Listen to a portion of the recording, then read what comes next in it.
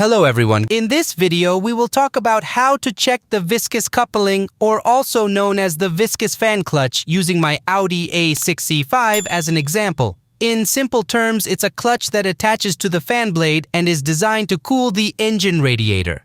The operation of the viscous coupling occurs as the engine warms up.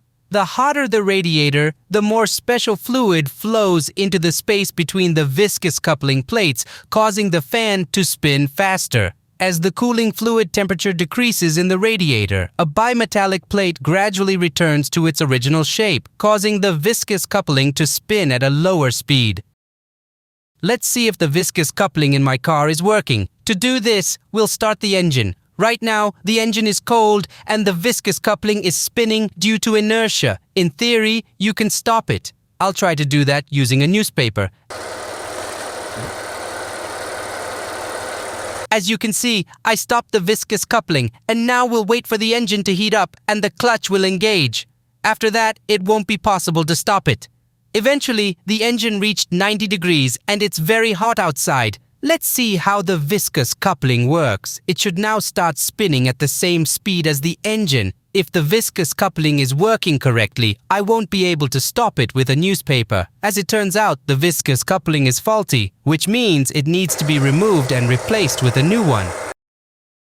The viscous coupling, along with the fan, is attached to the front of the engine. There's a special pulley and bracket. Since I don't plan to remove the bumper, I'll try to do it in the engine compartment. For this, I'll use a 32mm wrench, which I'll put on the nut. But to prevent the nut from turning, you need to hold the pulley in place with a special tool. Since I don't have such a tool, I made a similar one from what was at hand. I insert the wrench into the pulley slots and try to turn the nut counterclockwise, as there's left-hand thread here.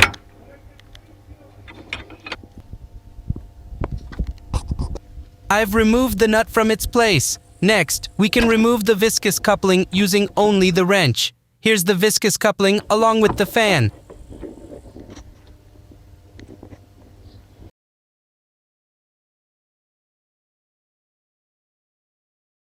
Replacing the viscous coupling is not difficult. For this, I'm using a 5mm hex key and removing the 4 bolts. The bolt locations are marked with arrows.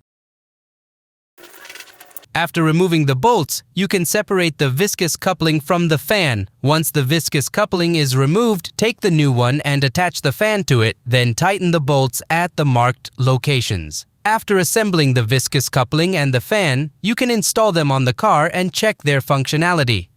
So we've installed the viscous coupling in the reverse order of removal. Remember that when tightening it, the nut has reverse thread. Therefore, to tighten it, you need to turn the nut counterclockwise. Now, let's check its functionality. The new viscous coupling, when the engine is cold and not running, is much harder to turn than the one that was there before. It doesn't even spin.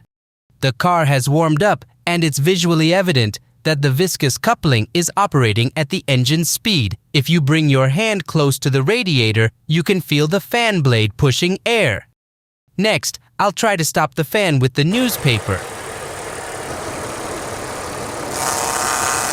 I brought the newspaper close, but I can't stop the fan because the viscous coupling is in good condition. Always check the engine cooling system to avoid overheating. Goodbye.